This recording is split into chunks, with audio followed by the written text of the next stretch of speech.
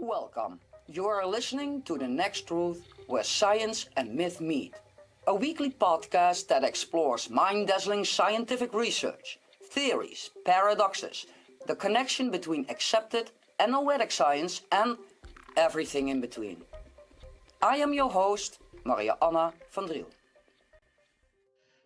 I'd like to introduce our guest for today, Mrs. Chiara Chiesa, who is an international public relation expert and space technology transfer advisor, and recently has been selected as mentor, female model, and ambassador for Space4Woman Network of the United Nations for Space Affairs.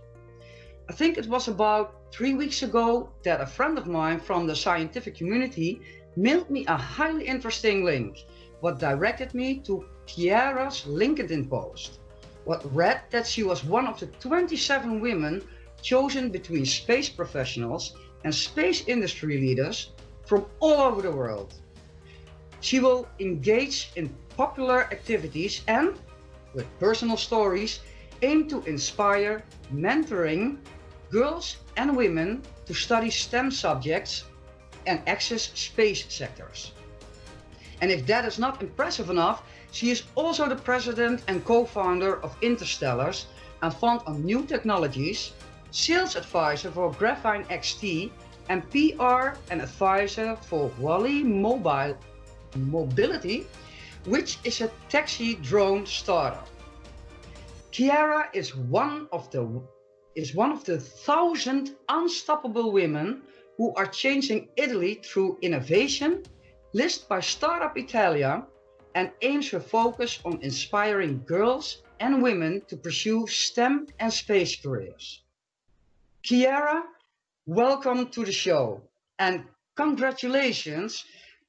All these achievements are really, really impressive. Wow. So yeah, I'm impressed too, I have to say. Thank you so much, Anna Maria, for inviting me. I am so happy to be here with you, and this is a very important opportunity for me because for this program of Space for Women, we have to advocate and spread the news that women and girls are highly welcome in the space sector. Yeah, did I pronounce your name correctly, Chiara? Yeah. Because my name is Chiara Chiesa. Yes, it's perfect. you are from Italy, right? Yeah, I am from Italy. Yes. And you are living at this moment because we are seeing and hearing all those terrifying news reports from Italy, how many people are dying in hospitals from corona. Are you experiencing that the same, or because you are probably right into the middle of it? Yeah, let's say that, I live in Brescia, which is a very, very nice city in Lombardy. And my city, at a certain moment, became unfortunately, the most hit city in the world. So, yeah, I've been living with the fear. I've been living with ambulances, sirens, 24/7. So, many of my friends' parents or relatives has died in their houses with no cures for the COVID. Oh, serious? That is terrible. It's been a hugely terrifying experience, and now things are slightly getting better. We can have cures. Our state decided to reopen and stop the lockdown. And little by little, we will go back to a new normality, as they call it. And this impacted me in many ways. And I think. Also from the professional side also. because I really love to travel, and I had planned a lot of conferences, etc. But now it's not possible for the moment. So I switched on social media, Yes. and but I use them very often. I use them every day because you know, as a space passion, as a space lover, you know, to keep me informed, I just ran this group on Facebook, which is called INTERSTELLARS, like my Yes. not-for-profit association, and there I share all the news and the job opportunities coming from space sector. So and I also Where can we find that? Where can we find it? That's only via Facebook or LinkedIn yeah, or in Facebook. In Facebook, it's INTERSTELLARS with INTERSTELLARS. with S. And it's a little group, and I share those informations also in many other groups, as I am editor for many other groups, just like a hobby, you know, because you have to keep informed. Also, for working, I continue to work with the two teams online for now.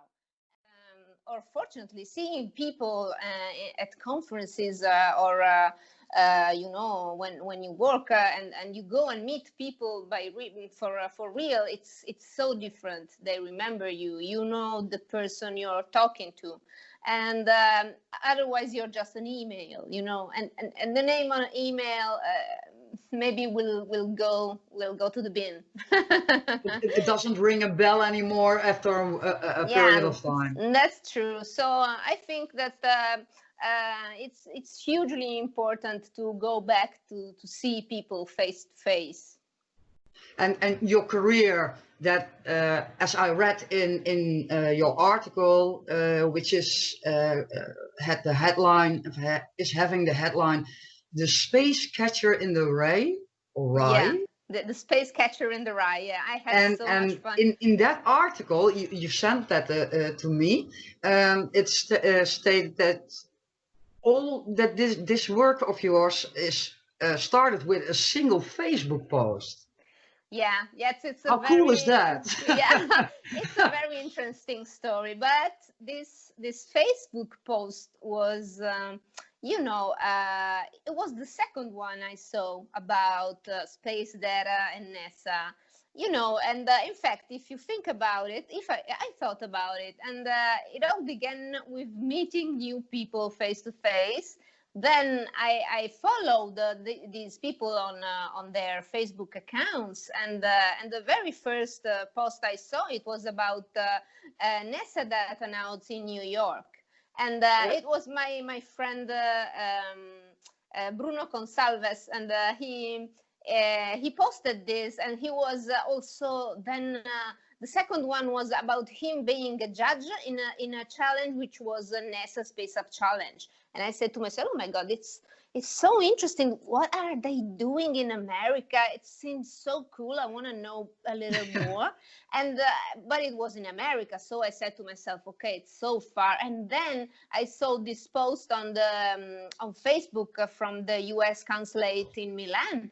And it said, anyone can participate, come participate in Vicenza to this hackathon, use space data and save the world. Anyone can do it. You can do it. You can save the world. And this was a really powerful message, because nobody is so poor that has nothing to give. So I really got excited about this thing, and also, you know, there was the kickoff in this wonderful place, and I saw the video on Facebook, of course.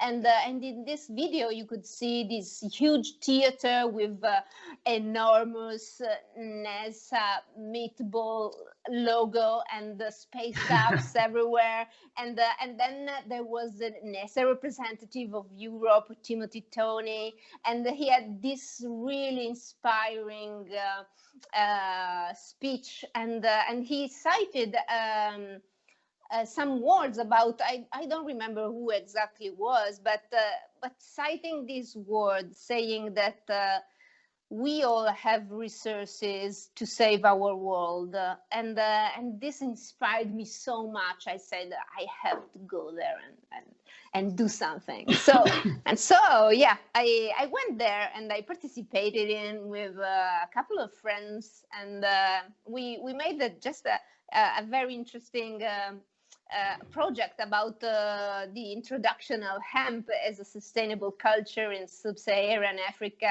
also for like a food and to improve the economy and all the systems. So I was so inspired, and so I decided to take this wonderful challenge to my city.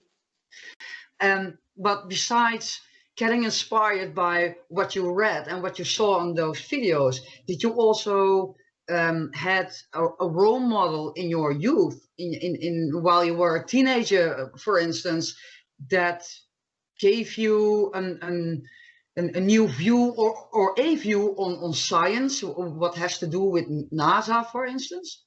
No, the fact is, or space that programs? no, because when I was younger, we didn't talk much about space or space activities. It was like, it was just a faraway dream for astronauts. And I had no role models because I had my mother, and that was it. I couldn't find anyone that could tell me something that would inspire me so much, and so I got this inspiration for space, etc., only in that moment when I saw this thing about NASA. But I've been always very fond of science, like biology and animal documentaries, things like this. And I've never thought about space, and that is why I am so fond about this Space4Women program, because I can be the person that I haven't met. I have never met a woman that would inspire me and make me click inside something to pursue a different career. I couldn't know that there could be space careers, and I was really bad at math, so I didn't never well, I am too. so I never thought about studying physics or engineering because I was very bad at math. And I thought I had, I could not enter the scientific world without math. So I studied languages and literature. It's a tough language. Math is a tough language. I'm trying to understand it myself, but well, some people say, "Oh God, it's so easy," and I'm saying, "Oh God, this is Russian. No, I can't read it." So, yes, it is. It's a tough thing. I didn't jump in the program because I wanted to learn math. I just wanted to girls and women to understand that if they do love maths and STEM, they can study it and have a space career with a very high wage, because those skills are really, really needed in the space sector. But on the other hand, you can also enter space sector with another kind of background, like me. You can be a marketing expert, you can be a finance expert, you can be a lawyer, and then convert yourself for the new space and aerospace economy. So you say everybody can enter such programs? Yeah, I think you can find your place. You can find your place. And how is that? How is that process going? Where can we find the information to apply for a program as, for instance, Space4Women? Well, Space4Women is offering this service for mentoring, and for mentors to spread the world with the fact that women are highly needed, and we have to address 2 of the SDGs, of the 17 SDGs, which are gender equality and quality education. So the thing is that if you want to access the space sector, you can choose many paths. And what I always suggest is to look at, there are many platforms that offers space jobs. And so I suggest you to see those platforms like Careers in Space or Space Individuals, and look inside and see which are the most wanted jobs for now. But remember that, and you will see it inside, that there are also many other jobs, not let's say engineering related. So yeah, and also we are working as a group on this idea of mine to create a map for every region of the world, and in this map to put all the education path that you would have to go through to arrive to space careers. So I hope that this will be this project will be done as soon as possible, and also that it will be very helpful for young women and the young boys for the access of space sector. Well, why is it so important to draw more girls or women into space programs and STEM subjects? Because we are not represented enough, because there are many opportunities that women can get. I mean, you can have a very rewarding kind of job also economically. So that is why it's important, because we have to take those opportunities. Also, yeah. Also, yes. taking this opportunity to have gender equality and equal education everyone will benefit about it. Because if a woman gets a very highly paid job and she's satisfied and she can look after her family, and so this is going to benefit all the community where she lives. Yeah, because there are a lot of women working as engineers and biologists and chemists. So there are a lot of them. I read, for instance, on Wikipedia, and I quote, in more than a half of the countries, women make up less than 45% of the scientists and engineers. The situation improved as between 2008 and 2011.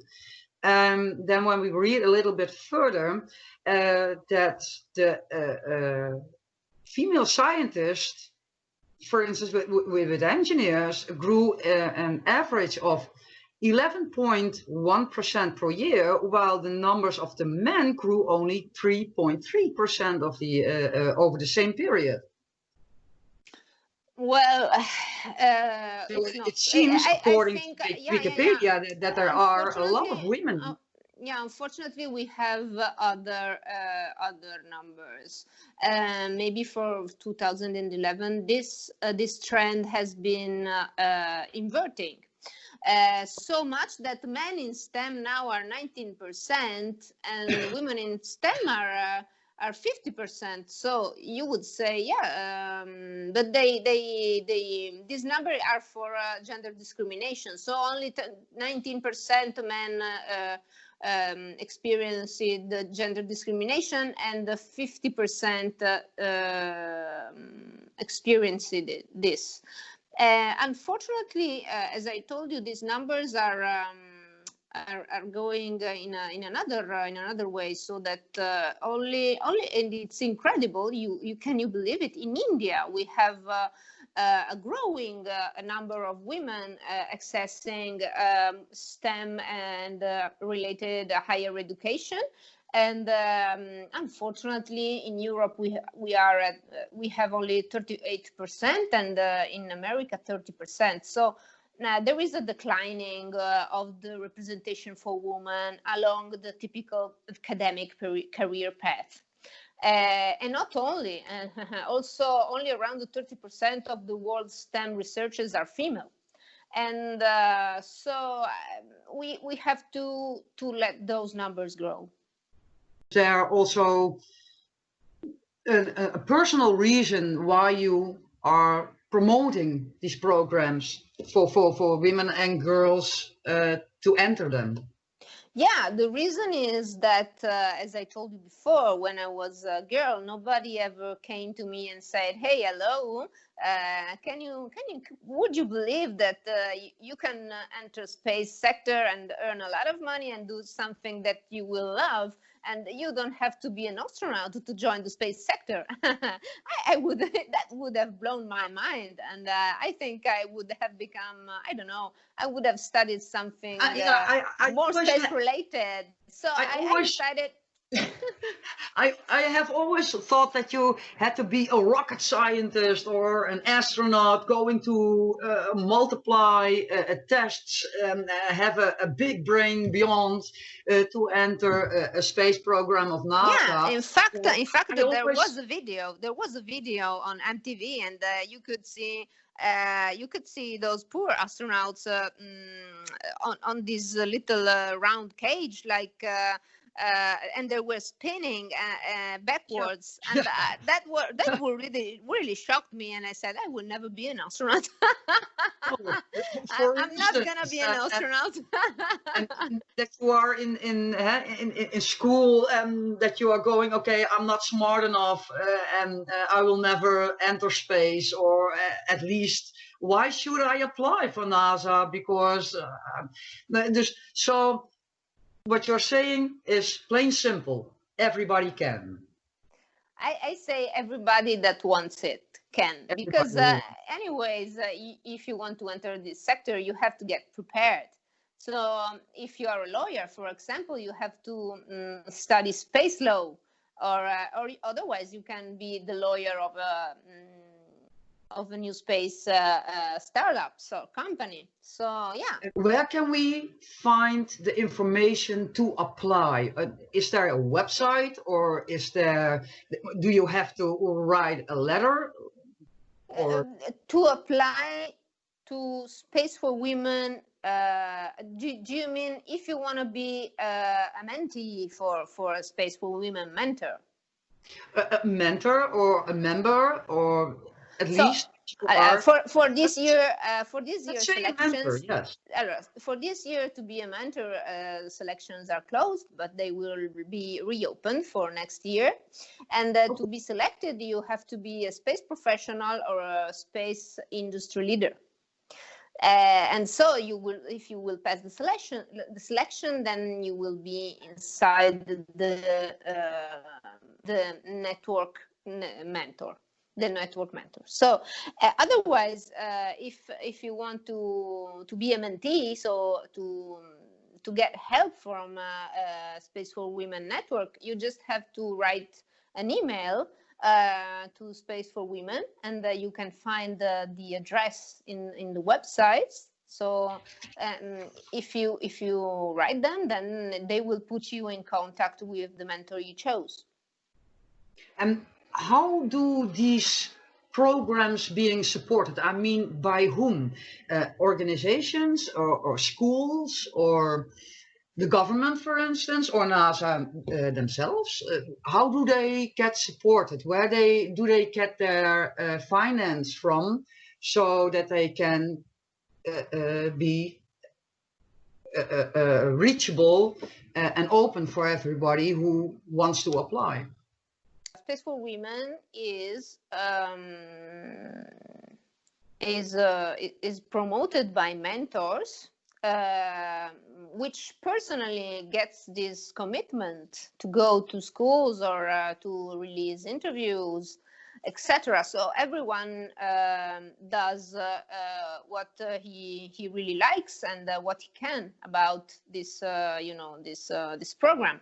And being endorsed by this program is very important, because like this, you can say that you belong to this network, and you are endorsed. But each and every mentor has to rely on its own forces for now. We have some projects altogether. But we are looking for sponsors and partners. So if somebody wants to, can get in touch and we can talk about it. Except for that, the program is closed at this moment until next year. What will happen after? What will happen after next year? What is the future looking like for instance, Space4Women? Well, we are the pioneers. This is the first year, and it has just begun, you know. And so we are we are studying and planning for the future, for the mentors that will come after us.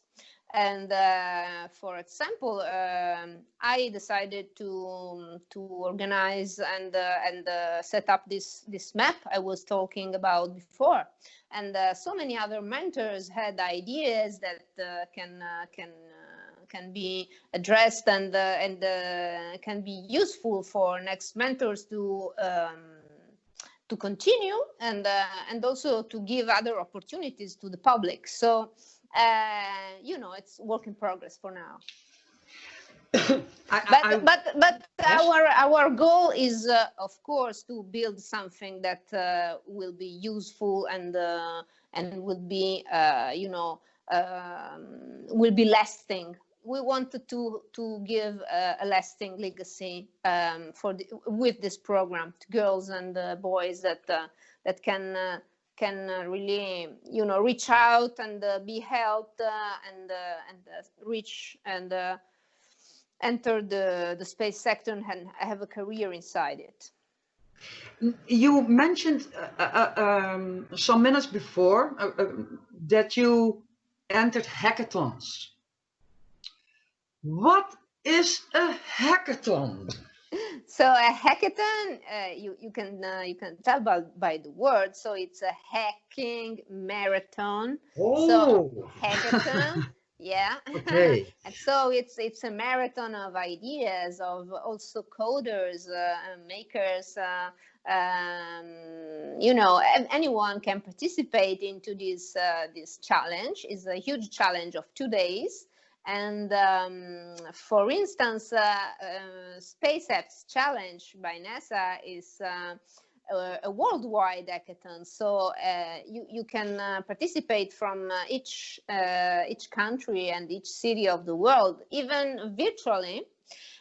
For example, now we have this. We are having this special edition of SpaceX COVID Challenge.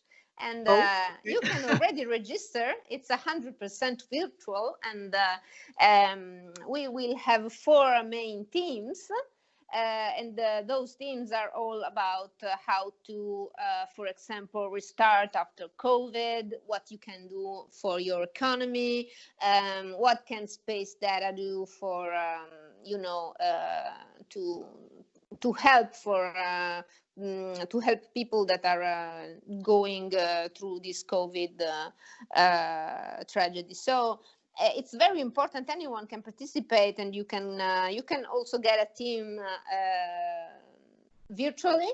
You just have to register on the website, and then you will be guided. So I am one of the leads for Europe. And so if there are Italians that wants to participate and has questions, they can write me, and so I will try to, I will have them. I think that that will draw a lot of, well, young people to enter such. Well, we really hope that many people will want to help others with this challenge, because you know, NASA Space Up Challenge is also always about open data. So if you find a solution, your solution is open, and you give it to the world for free. So this is the very, very nice thing of NASA Space Up Challenge. And we will have the 3rd edition for Brescia in October, like any other city of the world. And yeah, so it's gonna happen 100%.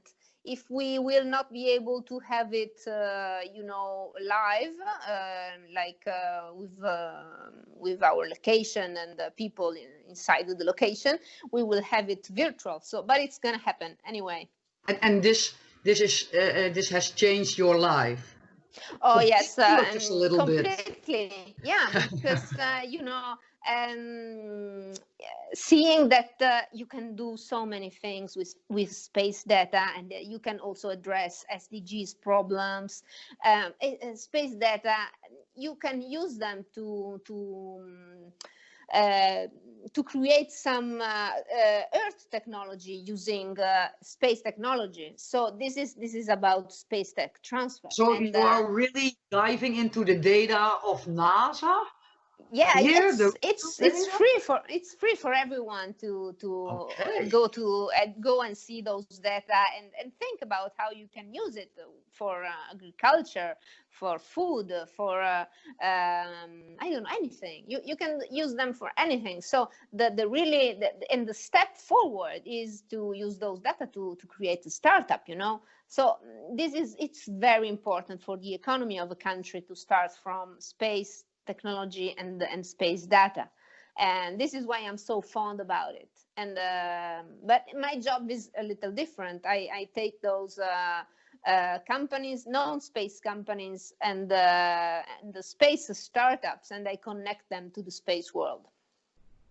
And from that connections, new companies are rising, or? Hopefully, yeah. Let's say that if a company wants to open a new branch in space, I can help.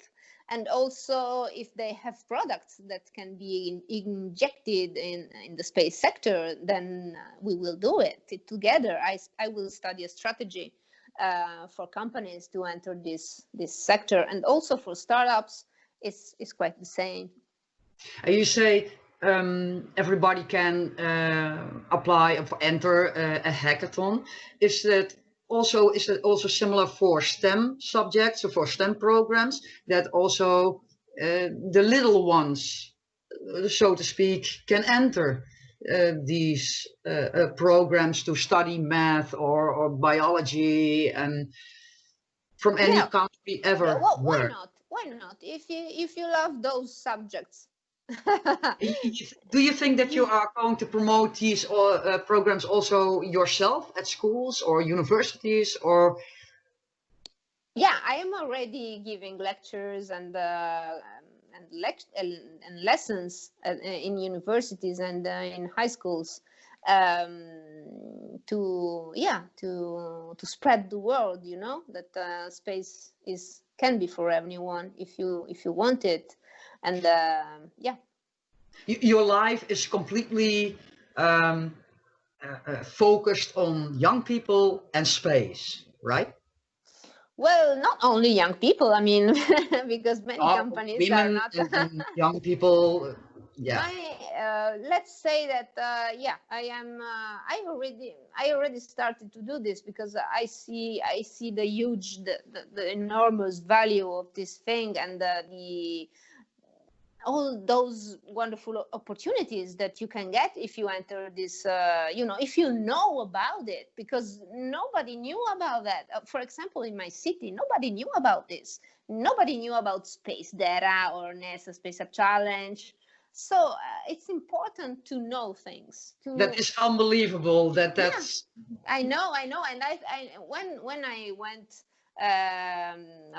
to give lessons, etc. As young guys and girls are really, are you kidding me? So space is not only for astronauts. It's incredible. Yeah, that's it. They don't know because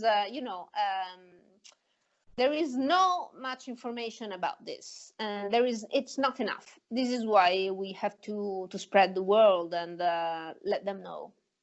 What is the best advice that you can give for young people who want to enter the